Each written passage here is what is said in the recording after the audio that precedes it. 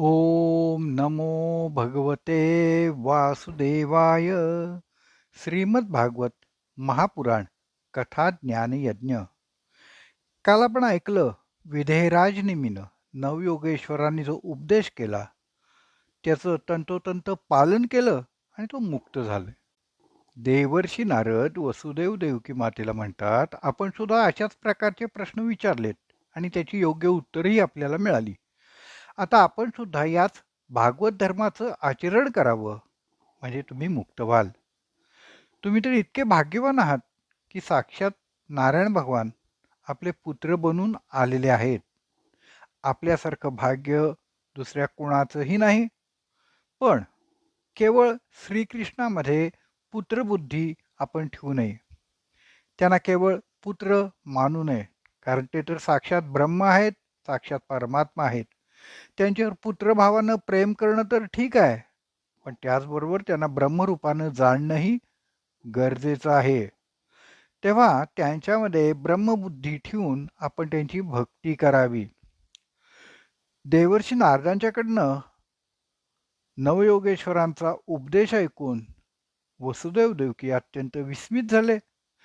त्याने आपला मोह सोडून दिला आणि नारदांच्या वचनाने सुद्धा त्यांना तशीच भक्ती प्राप्त झाली आणि ते मुक्त झाले. वसुदेव देवकींना उपदेश करून देवर्षी नारद निघून गेले.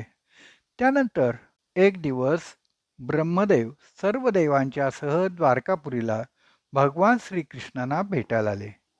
ऐश्वर्य संपन्न द्वारकामध्ये सर्वांनी भगवान श्रीकृष्णांचं दर्शन घेतलं, स्तुती केली.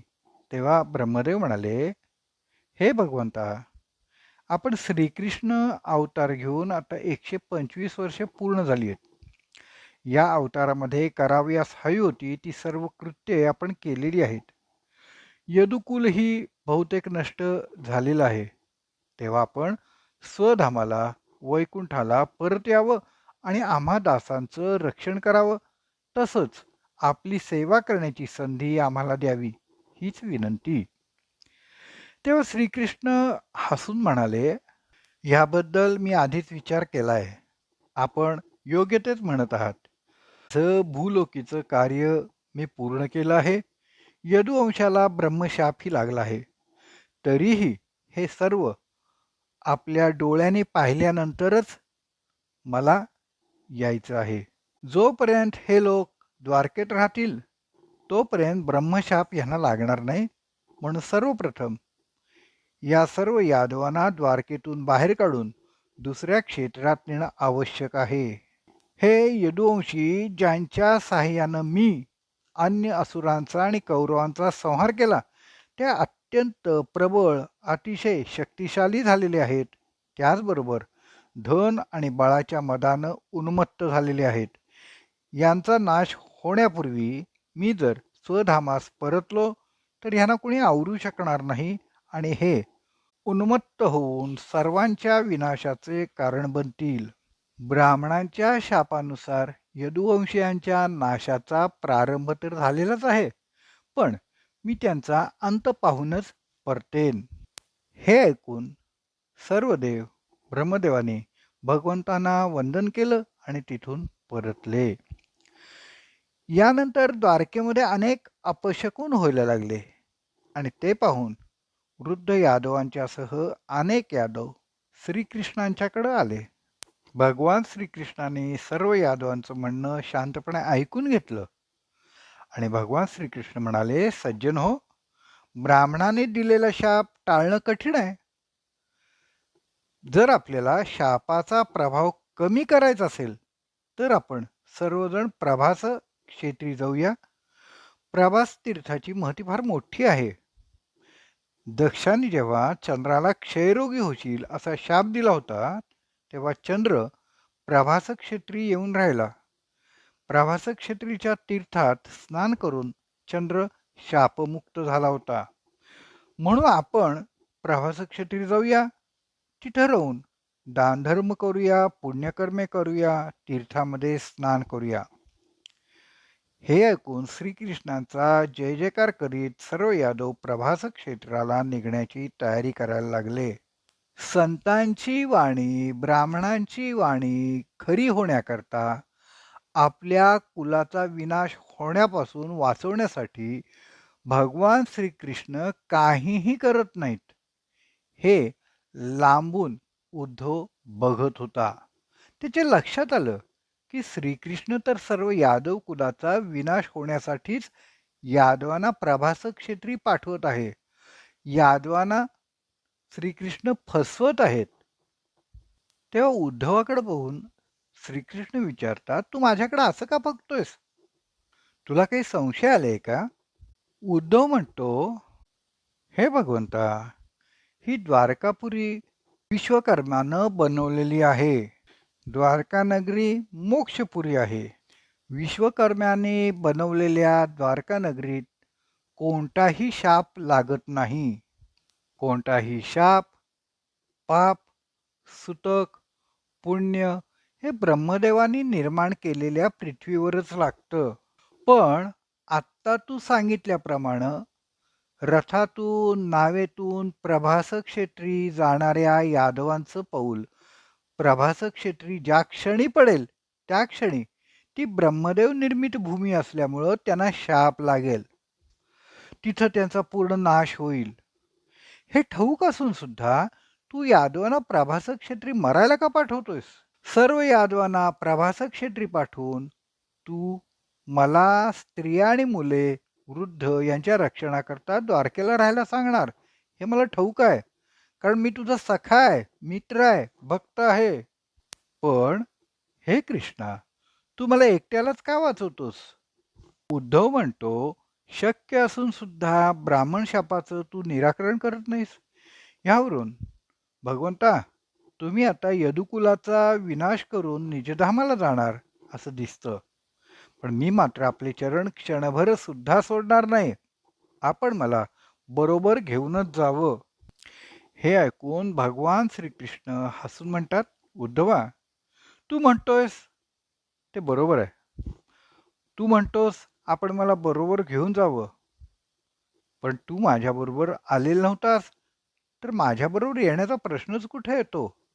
हा संसार म्हणजे स्वप्नांचा खेळ आहे, माया आहे, भ्रम आहे, असत्य आहे आणि सत्य तर केवळ आत्माच आहे. उद्धवा, तू म्हणतोस तसंच मी करणार आहे आणि बलरामांच्यासह स्वधामाला जाणार आहे. ब्राह्मणांच्या शापानं हा यादव वंश आता आपापसात लढून नष्ट होईल. आजपासनं 7व्या दिवशी द्वारकापुरीला समुद्र बुडून टाकेल.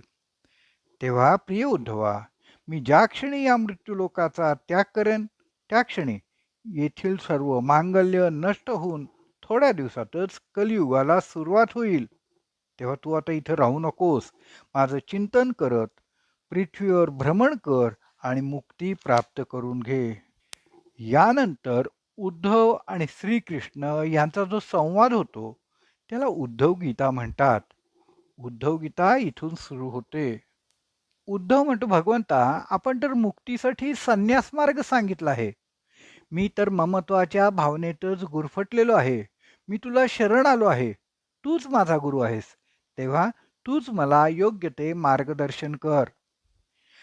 श्रीकृष्ण म्हणतात, उद्धवा, या संबंधात संत महात्मे एक प्राचीन इतिहास सांगतात. आणि हा इतिहास म्हणजेच परमतेजस्वी अवधूत आणि राजा यदू यांच्यातील संवाद आहे. तो इतिहास तुला मी सांगतो. श्रीकृष्ण सांगतात, उद्धवा, आपले पूर्वज यदुराजा अत्यंत कल्याणकारी राजा होता. रयतेच्या कल्याणासाठी यदुराजा खूप झटत असे. राज्यात फिरत असताना राजा यदूची अवचितपणे अवधूतांशी गाठ पडली. अवधूत हा अत्यंत विरक्त आत्मयोगी संन्यासी होता. तरीही त्याच्या चेहऱ्यावर प्रसन्नतेचं तेज होतं. त्याच्या अंग प्रत्यंगातनं त्याचा आनंद ओसंडून वाहत होता. अवधूताला इतकं प्रसन्न आणि आनंदी बघून यदुराजाला अत्यंत विस्मय वाटला. अवधूताच्या आनंदाचं कारण जाणून घ्यावं असं यदुराजाला वाटलं. म्हणून अत्यंत विनयाने त्याने अवधूतांना विचारलं, आपण इतके आनंदी कसे? मला तो आनंद प्राप्त होईल काय? अपार व ऐश्वर्य आणि वैभव असलेल्या यदुराजानं अत्यंत विनयाने कफल्लक अवधूताला त्याच्या आनंद प्राप्तीचं कारण विचारलं. हा प्रश्न ऐकून अवधूत म्हणजे दत्तात्रय महाराज अत्यंत प्रसन्न झाले आणि म्हणाले, माझे अनेक गुरु आहेत, ज्यांचा आश्रय माझी स्वतःची बुद्धी आहे. अर्थात आपल्या बुद्धीनंच बुद्धीचा आश्रय घेऊन अवधूत महाराजांनी सर्व काही शिकून घेतलेले होते. पण मी शिकत गेलो असं म्हणणं अभिमानयुक्त होईल, म्हणून अवधूत तसं न म्हणता हे सर्व माझे गुरु आहेत, त्यांनी मला शिकवलं असं म्हणलंय. खरं तर अवधूत स्वतःच त्या सगळ्यांच्याकडनं शिकत गेले. जी व्यक्ती आपल्या अनुभवातून शिकते तीच बुद्धिमान असते. प्रत्येक अनुभवातून आपण काही ना काही शिकत गेलो म्हणजे आपल्याला अनेक गोष्टी कळतात. जीवनात शिकतच राहिलं पाहिजे. दुःख, निराशा, उदासी, निंदा, स्तुती सर्वांपासून काही ना काही शिकलं पाहिजे. आपण कोणावर विश्वास ठेवला आणि त्यांनी धोका दिला तर आपण त्याला दोष देता कामा नये. त्याच्यापासून काहीतरी धडा घेतला पाहिजे. आपल्या स्वतःला त्रास करून घेण्यानं काहीच प्रयोजन सिद्ध होत नाही. ह्यापासून काहीतरी शिकायला मिळालं असं लक्षात घ्या. अवधूत सांगतात, कोणकोणत्या गुरूंकडनं मी काय काय शिकलो ते ऐक. माझे गुरु आहेत पृथ्वी, वायू, आकाश, जल, अग्नी, चंद्र, सूर्य, कबूतर, अजगर, समुद्र, पतंग, भोवरा, मधमाशी, हत्ती, मध गोळा करणारा, हरिण, मासा, पिंगला वेश्या, कुरर पक्षी, बालक, कुमारी, बाण बनवणारा, सर्प, कोळी, भुंगा. ह्या सगळ्यांच्या पासून मी काही ना काही शिकलो आणि ज्ञान प्राप्त केलं. ते तुला आता सांगतो. पृथ्वी माझा पहिला गुरु आहे. सर्वांचा त्रास निमूटपणानं सहन करणारी पृथ्वी आहे. आपण थोडा वेळ उन्हात राहिलो तरी त्रस्त होतो, पण दिवसभर सूर्य कडक उन्हानं पृथ्वीला जाळतो, पण पृथ्वी शांतपणे सहन करते. म्हणूनच ती क्षमाशील आहे. तिला सर्वसहा असं नाव आहे. हे वृक्ष, वेली, पर्वत पृथ्वीचं अंग आहेत. पर्वतांमधनं नद्या उगम पावतात आणि आपल्याला मधुर जल प्रदान करतात. झाडीवेलींच्याकडनं आपल्याला रसाळ मधुर फळे मिळतात. मधुर जल आणि रसाळ फळामुळं आपण तृप्त राहू शकतो. पृथ्वीवर आपण चालतो, फिरतो, घाण करतो, घर बांधतो, तरीही तू मला सहन करतेस. तसंच गुरुसुद्धा शिष्याला सांभाळूनच घेतात, सहन करतात. परोपकार कसा करावा हे पृथ्वी आपल्याला शिकवते. दया व उपकार करण्याच्या भावनेतून परोपकार करू नये. दुसऱ्याच्या उपयोगी पडलं पाहिजे अशी वृत्ती असली पाहिजे. नद्या, वृक्ष, वेलींकडून आपल्याला जे काही मिळतं ते पृथ्वीकडूनच मिळत असतं. मी कुणावर उपकार करतो आहे असं परोपकार करणाऱ्याला वाटता का म्हणे.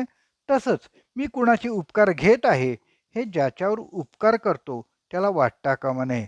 म्हणून पृथ्वीकडनं मी क्षमाशीलता आणि परोपकार हे गुण घेतले, म्हणून मी तिला गुरु केलं. वायूला मी गुरु केलं. वायू सर्वत्र विचरण करीत असतो, पण तो कुठेही अडकून राहत नाही, कशातही आसक्त होत नाही. हा वायू म्हणजे प्रत्यक्ष ब्रह्म आहे, सर्वांचं जीवन आहे. तो निरंतर सेवारत आहेच, परंतु कुठेही प्रदर्शन नाही. वायूप्रमाणे सर्वत्र विचरण करीत ज्ञानी पुरुषानं अनासक्त होऊन राहिलं पाहिजे. जेथे जाईल तेथे त्यांनी सर्वांना पवित्र आनंदित केलं पाहिजे, पण स्वतः मात्र कुठेही अडकून राहता कामा नये. कुणालाही काही न सांगता शांतपणे सेवा करण्याचा गुण वायूकडे आहे. मी वायूकडून निर्लेपता आणि गुप्तपणे सेवा करण्याचा गुण घेतला, म्हणून मी वायूला गुरु केलं. आकाश माझा गुरु आहे. मनावर आकाशाचा खूप परिणाम होतो, तो आकाशाच्या व्यापकतेमुळं. व्यापकता हा आकाशाचा गुण आहे. वादळ येतं तेव्हा सर्वत्र धूळ कचरा हवेत उंच उडतो. तेव्हा आकाश धूसर होतं, पण काही वेळाने पुन्हा धूळ कचरा खाली बसल्यावर आकाश पूर्ववत निरभ्र निर्लेप होतं. जेव्हा आकाशाप्रमाणे आपलं मन हृदय व्यापक होईल, निर्लेप होईल, तेव्हाच भगवंत आपल्या हृदयात येऊन वास करतील. गोपाळ कृष्ण भगवान की जय. उद्या पुन्हा ऐकूया श्रीमद भागवत महापुराण कथा ज्ञान यज्ञ.